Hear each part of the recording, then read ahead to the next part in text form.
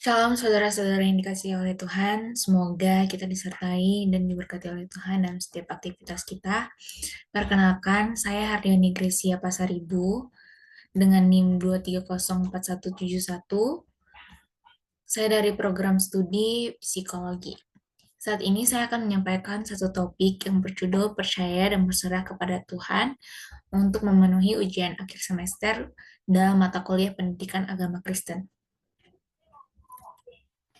Di sini saya akan membahas tentang pengertian percaya dahulu. Percaya dalam Kamus Besar Bahasa Indonesia memiliki arti mengakui dan yakin bahwa sesuatu memang benar atau nyata. Lalu, apa pengertian dari percaya kepada Tuhan?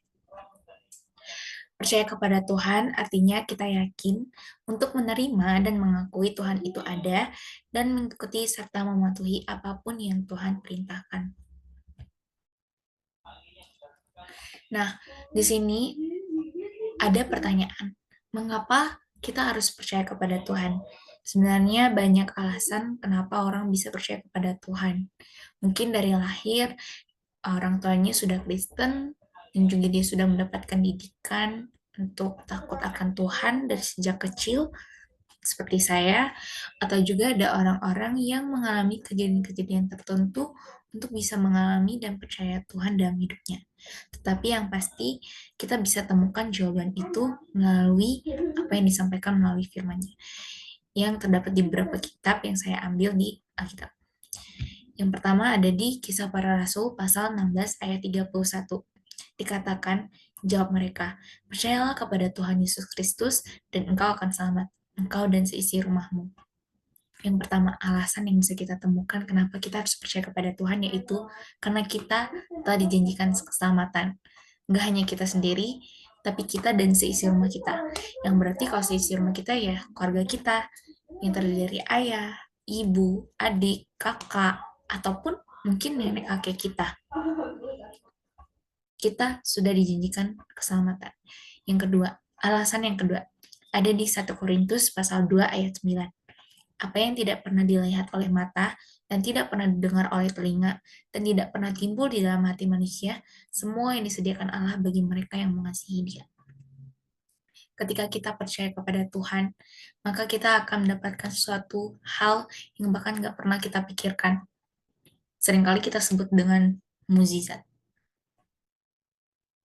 Maksud dari apa yang tidak pernah dilihat oleh mata dan tidak pernah didengar oleh telinga adalah banyak sekali keajaiban-keajaiban yang Tuhan lakukan dalam kehidupan kita. Yang mungkin kita kadang mikirnya satu jalan, tapi di balik itu semua, ketika kita percaya kepada Tuhan dalam setiap langkah kita, maka tujuan kita itu akan menjadi banyak banget, hasilnya akan banyak banget yang Tuhan sediakan. Jadi, kenapa kita harus percaya kepada Tuhan? Karena Tuhan bisa melakukan perbuatan-perbuatan yang ajaib dan luar biasa yang di luar dari pikiran kita. Alasan yang ketiga ada di Yeremia 29 ayat 11. Aku ini mengetahui rancangan-rancangan apa yang ada padaku mengenai kamu, demikianlah firman Tuhan, yaitu rancangan damai sejahtera dan bukan rancangan kecelakaan untuk memberikan kepadamu hari depan yang penuh harapan. Ketika kita percaya kepada Tuhan, percayalah bahwa apapun rancangan yang ada dalam hidup kita, semuanya sudah ditetapkan oleh Tuhan. Dan rancangan itu bukanlah rancangan kecelakaan, tapi damai sejahtera. Mungkin saat ini kita lagi dalam proses yang panjang untuk mencapai suatu hal. Nah, dalam proses itu, ketika kita percaya kepada Tuhan, kita yakin dan percaya bahwa proses itu akan menghasilkan sesuatu yang luar biasa. Karena apa? Karena kita percaya kepada Tuhan. Yang keempat, ada di Efesus 1 ayat 18. Dan supaya ia menjadikan mata hatimu terang, agar kamu mengerti pengharapan apakah yang terkandung dalam panggilannya, betapa kayanya kemuliaan bagi yang ditentukannya bagi orang-orang kudus. Di sini kita bisa highlight menjadikan mata hatimu terang, yaitu ketika kita percaya kepada Tuhan, Tuhan akan memberikan hikmat dan membukakan pengertian-pengertian yang mungkin awalnya kita nggak ngerti. Oh ini kok bisa gini? Tapi ketika kita percaya kepada Tuhan, kita melihat Tuhan, pada akhirnya kita akan bisa mengerti apa yang Tuhan mau dalam hidup kita ketika kita percaya kepada Tuhan. Dan highlight. Yang kedua, betapa kayanya kemuliaan bagi yang ditentukannya bagi orang-orang kudus. Ketika kita percaya, kemuliaan itu akan turun atas kita ketika kita percaya kepada Tuhan. Dan yang terakhir ada di Mazmur 19 ayat 10. Takut akan Tuhan itu suci, tetap ada untuk selama-lamanya. Hukum Tuhan itu benar, adil semuanya. Sini dikatakan bahwa Tuhan itu adil dan hukum-hukum Tuhan itu benar. Ketika kita percaya kepada Tuhan, maka kita akan bisa melihat keadilan yang Tuhan berikan atas kita. Selanjutnya, gimana sih bentuk percaya kepada Tuhan Yesus? Yang pertama, berpengharapan penuh kepada Tuhan. Artinya, kita mengandalkan Tuhan secara totalitas dalam kehidupan kita. Apapun rencana kita, kita serahkan sama Tuhan. Apapun yang kita lakukan, kita serahkan sama Tuhan. Itu adalah salah satu bentuk kepercayaan kita kepada Tuhan Yesus, karena kita yakin kalau Tuhan akan menolong dan menyertai kita dalam setiap langkah-langkah kita. Lalu yang kedua adalah mematuhi dan menjalani setiap perintahnya. Kalau memang kita percaya kepada Tuhan Yesus, kita akan mengikuti apapun yang Tuhan katakan ke kita, karena jalan Tuhan tidak akan membawa kepada kecelakaan, tapi kepada damai sejahtera. Yang ketiga yaitu mengandalkan Tuhan dalam setiap langkah kehidupan kita. Kita berpegang kepada Tuhan, kita berharap kepada Tuhan. Apapun yang ingin kita capai, semuanya kita tanyakan kepada Tuhan. Andalkan Tuhan dan enggak menggunakan kemampuan diri kita sendiri. Lalu yang keempat, tidak ragu dan yakin kepada Tuhan.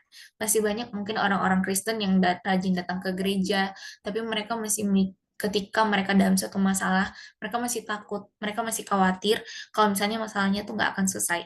Itu tuh berarti kita nggak percaya kepada Tuhan. Tapi ketika kita yakin kalau misalnya kita mampu menghadapi setiap masalah kita, itu salah satu bentuk rasa percaya kita kepada Tuhan, karena kita tahu kita bisa mampu karena ada Tuhan di samping kita. Yang kelima ada menerima Tuhan sepenuhnya sebagai jalan kebenaran dan keselamatan. Masih banyak orang-orang yang asal Kristen aja atau bisa dibilang Kristen KTP. Nah, kalau kita emang benar-benar percaya kepada Tuhan, sepenuhnya kita yakin Tuhan itu sebagai jalan kebenaran dan jalan untuk kita menuju keselamatan. Lalu, apakah yang harus dilakukan sebagai orang percaya? Yang pertama, kita tetap berdoa dan menjalin komunikasi yang baik setiap harinya dengan Tuhan. Kenapa? Karena kalau kita nggak berdoa, kita nggak menjalin komunikasi dengan Tuhan, gimana kita bisa tahu apa yang Tuhan maukan dalam hidup kita. Jadi, penting untuk berdoa dan menjalin komunikasi dengan Tuhan. Yang kedua, melakukan buah-buah roh dalam setiap aktivitas kita. Ya, kita sendiri juga Tuhan sudah menyatakan apa aja sih buah-buah roh itu, dan tentu itu harus kita terapkan dalam hidup kita sebagai bentuk perlakuan kelakuan sebagai orang percaya. Yang ketiga, menantikan kedatangan Yesus untuk yang kedua kalinya. Itu adalah salah satu beberapa hal yang kita lakukan sebagai orang percaya. Kemudian ada berserah. Menurut Kamus Besar Bahasa Indonesia, berserah memiliki arti mempercayakan diri dan takdir. Sedangkan apakah arti berserah dalam Tuhan itu? Artinya kita mempercayakan hidup kita ke dalam tangan Tuhan. Nah, seringkali kita menemukan kata pasrah dan berserah. Jadi, pasrah dan berserah itu berbeda. Apa sih artinya pasrah? Pasrah itu artinya menyerah dengan keadaan dan tidak mau berusaha, serta tidak melibatkan Tuhan. Sedangkan berserah artinya kita sudah berusaha melakukan yang terbaik dan menyerahkan hasilnya kepada Tuhan, serta menerima pun apapun hasilnya. Jadi kalau pasrah tuh kita kayak ya udah deh, sebelum mencoba, kita udah pasrah duluan, kita udah nyerah duluan. Nah, itu pasrah. Tapi kalau kita berserah, kita udah ngelakuin segala yang terbaik yang bisa kita lakukan, tapi sudahnya kita serahkan semua hasilnya ke Tuhan dan gak memaksakan kehendak kita sendiri. Itu yang dimaksud dengan berserah. Kenapa kita sebagai orang Kristen harus berserah? Ada beberapa hal yang bisa kita dapat. Yang pertama, kita bisa mendapatkan ketenangan. Kadangkala kalau misalnya kita lagi mencapai sesuatu, dan kita mau banget sesuatu itu, kita jadi kepikiran terus. Karena kita nggak berserah, kita ngandelin diri kita sendiri. Tapi kalau misalnya kita berserah kepada Tuhan, pasti kita tenang. Oh, oke. Hari ini aku udah ngelakuin ini, dan aku yakin semuanya aku udah serahin sama Tuhan, hasilnya apapun, pasti itu yang terbaik. That's it. Kita bisa dapatkan ketenangan. Yang kedua, mendapatkan kedamaian. Sama sih, kurang lebih. Kita damai, kita nggak khawatir, kita nggak takut, apapun yang kita hadapi ke depannya, kita yakin Kalau misalnya kita udah menyerahkan semuanya ke dalam tangan Tuhan, ya pasti Tuhan sediakan yang terbaik. Yang ketiga, kita bisa melewati berbagai tantangan dan masalah. Kadang dalam masalah itu sulit untuk kita lalui, tapi ketika kita berserah, artinya kita mengandalkan Tuhan.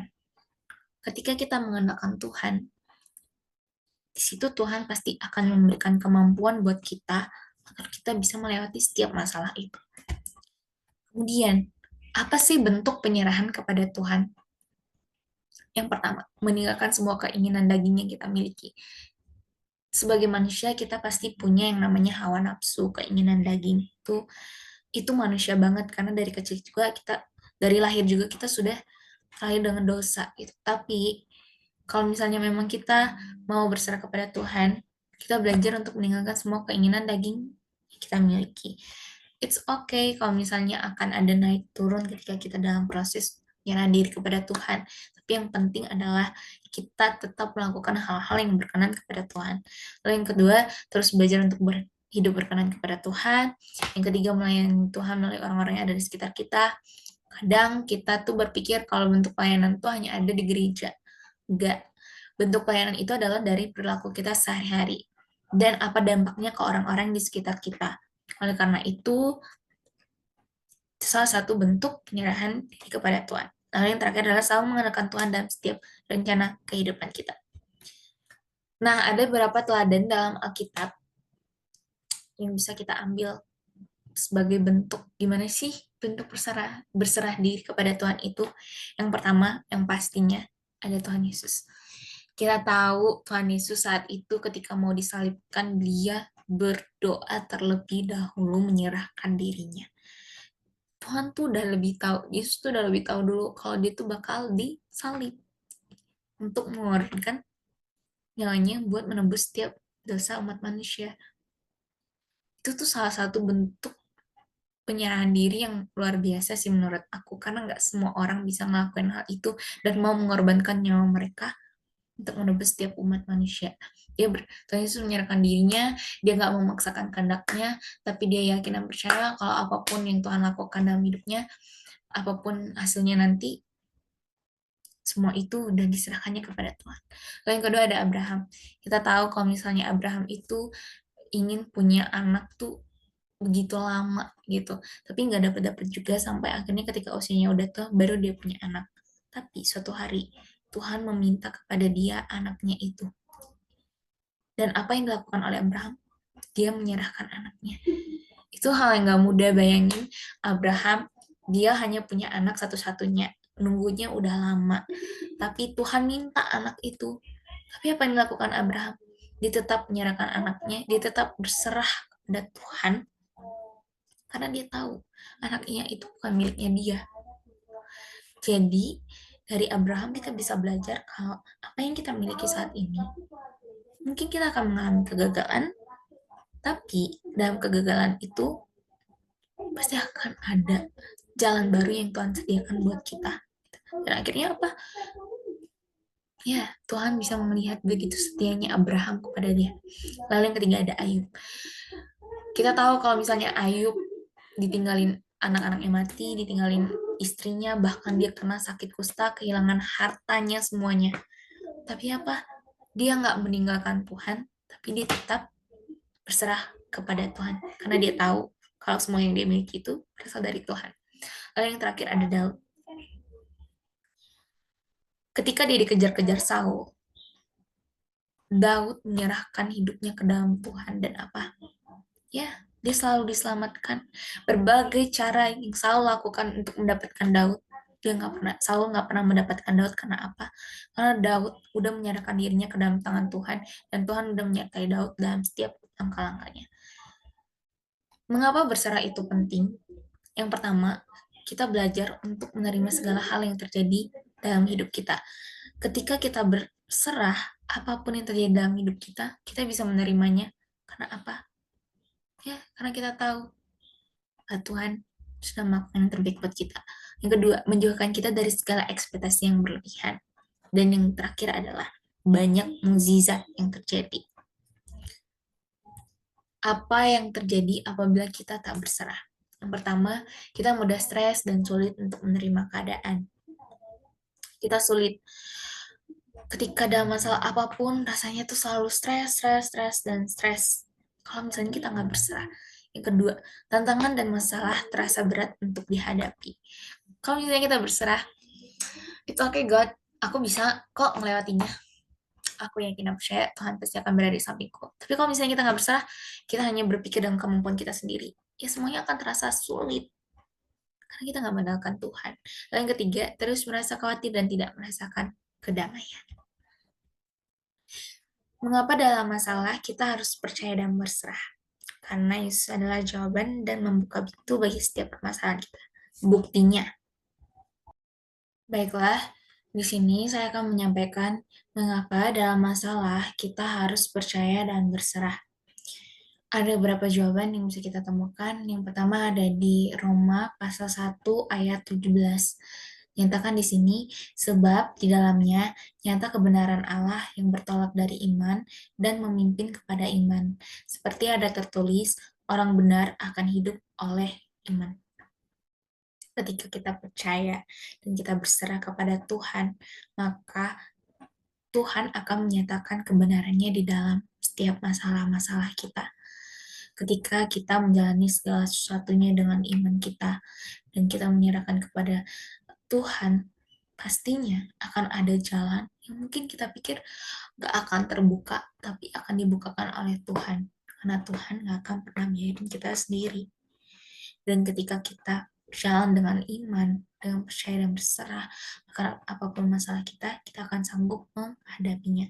Yang kedua, ada di Yeremia 29 ayat 11.